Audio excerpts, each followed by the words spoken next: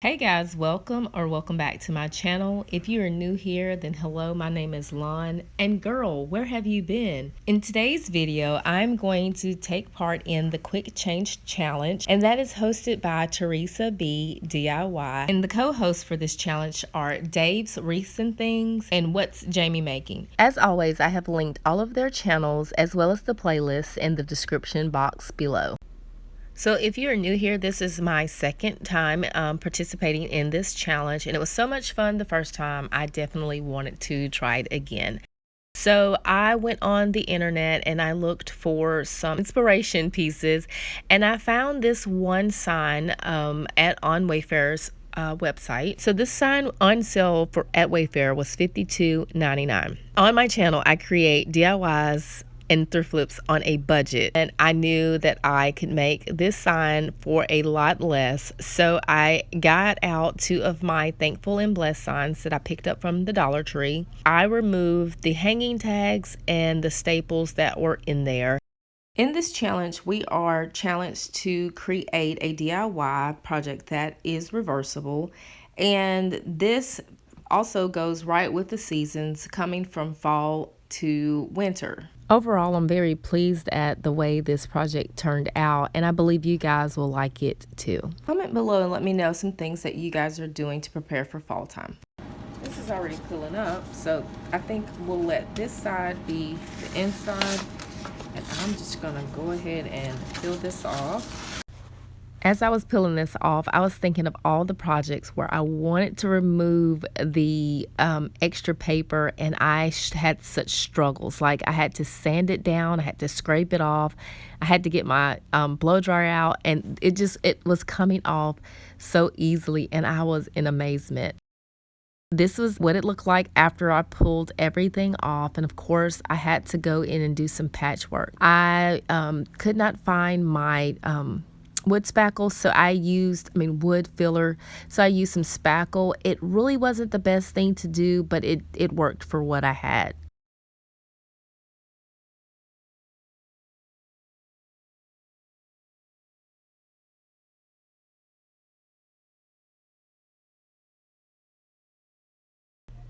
Next, I went in with some brown paint by Craftsmart, and I applied a generous amount. I don't remember doing 2 coats on this. I think I only did 1 because it covered very heavily.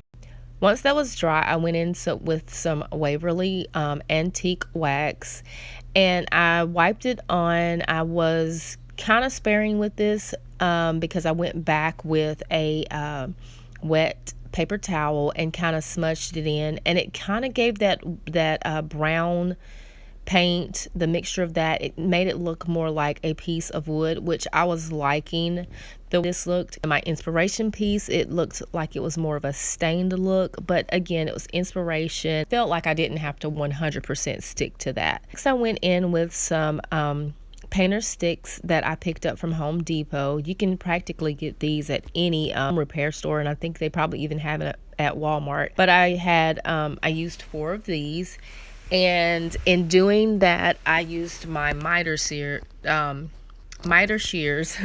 to cut these down. Now, the miter shears are good for cutting a thinner wood, so it didn't completely cut through these. I had to cut one side, flip it, and cut the other side. I just kept those the width of the board.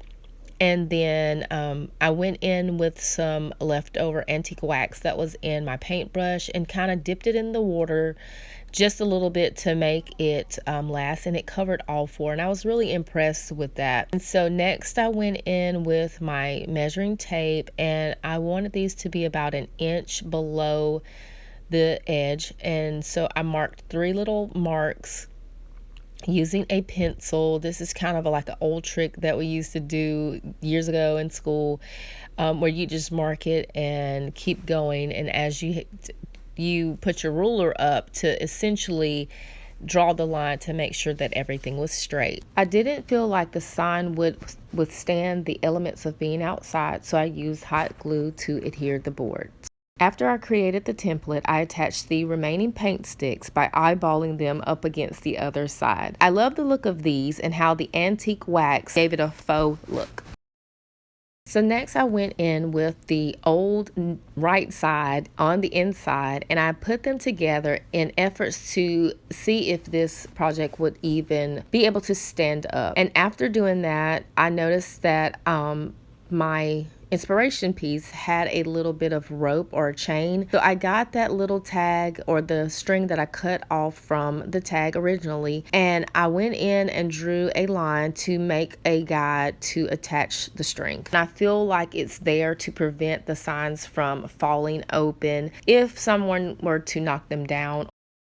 So if you're stopping by from the playlist, then hello, and I'm so glad you are here. If you like what you see in today's video, then give this video a thumbs up and let me know in the comments that you're over from the playlist so I can personally say hello to you. And I can't forget about my oldie but goodies. If you've already subscribed to my channel, thank you so much for living life with Lon. And I cannot go without saying welcome to all the new subscribers. I'm so glad you're here, and I look forward to seeing you in the comments. Okay, back to the project. So here I have glued both sides of the string to the boards, and I'm testing it out to see if it's going to work. And now I'm putting it back together at the top. And so I was kind of deciding what I was going to do and how I was going to get that to work. Here I'm going in with my tape measure. I'm going to write down the measurements. And guys, I must honestly say the hardest part about this project is the measuring. If you want it to be exactly precise, you're on the wrong channel, because it's not going to be exactly precise. I will tell you that my paint stir stick, I'm sorry, I'm just being real. My paint stir stick, I put that about 1 inch below the edge of the board. And I tried to line up everything really, really evenly, but just the nature of the beast, it is what it is. You know, I was working against the lettering, and I was working against the leaf as well as the snowflake.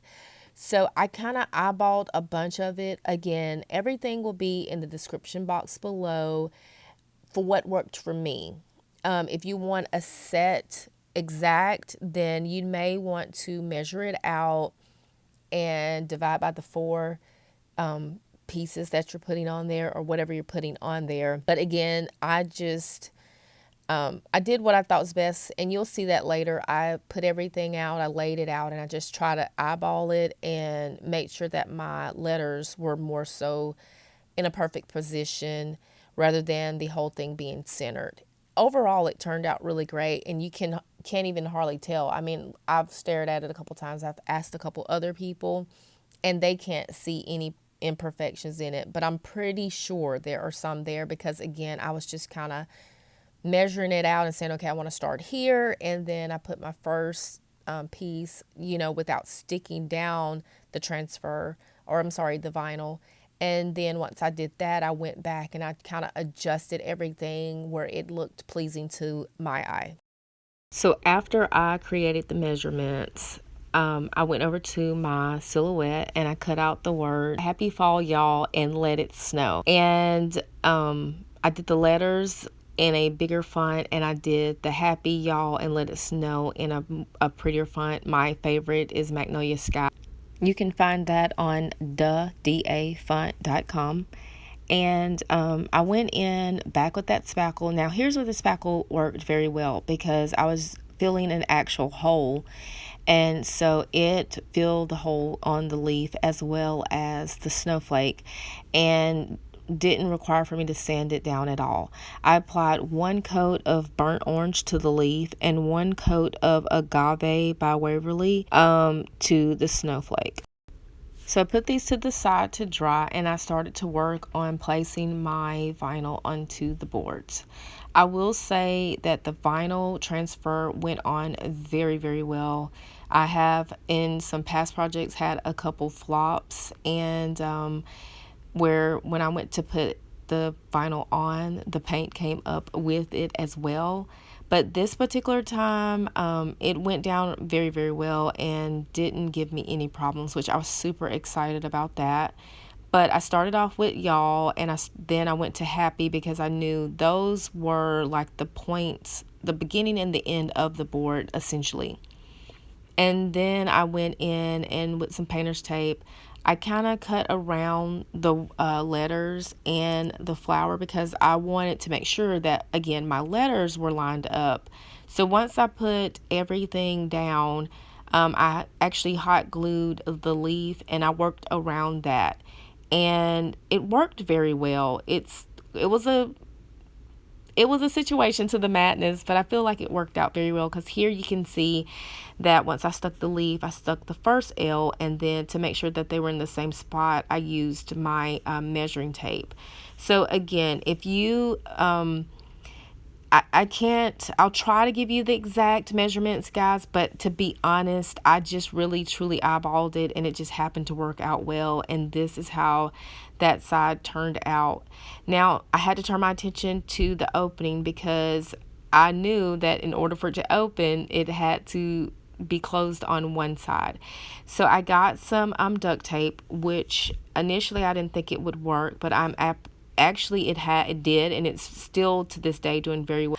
I folded it in half the long way, and then I went in with an old Dollar Tree gift card and then I put them together, smashed it really well, and then I even reinforced on the inside just to make sure that I didn't have any gaps. And I stood it up and I was like, yes, you did it. You made this entire sign for $5. So I think that was a huge savings. I actually like my sign a lot better, but I may be biased. So comment below and let me know what you guys think. Here is what it looks like. This was definitely a DIY that was done on a budget. Guys, don't forget to check out the playlist and let them know that I sent you over. And a special thank you to Teresa for hosting today's challenge. And thank you to the co-hosts Dave and Jamie for co-hosting. And guys, that's it for today. But don't forget to hit that post notification bell because I do not have a set schedule just yet. So that way you don't miss an upload from me. Bye.